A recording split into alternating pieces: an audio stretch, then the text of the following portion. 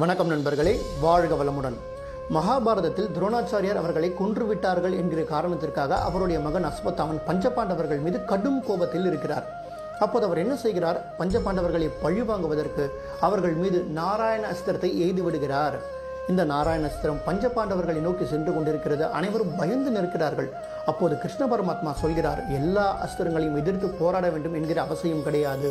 இந்த நாராயண அஸ்திரத்தை அனைவரும் பணிந்து வணங்கி நில்லுங்கள், அது சென்றுவிடும் என்று சொல்கிறார். அப்போது கிருஷ்ண பரமாத்மா உட்பட அனைவரும் சேர்ந்து நாராயண அஸ்திரத்தை பணிந்து வணங்கி நிற்கிறார்கள். அப்போது அந்த அஸ்திரம் தன்னை எதிர்ப்பதற்கு யாரும் இல்லையே என்று முடிவு செய்து அந்த நாராயண அஸ்திரம் மறுபடியும் திரும்பி அஸ்வத்தாமனிடமே சென்று விடுகிறது. இதிலிருந்து நாம் தெரிந்து கொள்வது என்னவென்றால், வாழ்க்கையில் நமக்கு பதவி உயர்வு வர வர பணிவும் சேர்ந்து வர வேண்டும். வாழ்க்கையில் துணிவு மட்டும் இருந்தால் போதாது, பணிவும் சேர்ந்து வர வேண்டும் என்பதை இதன் மூலமாக நாம் அனைவரும் தெரிந்து கொள்கிறோம். நன்றி, வணக்கம், வாழ்க வளமுடன்.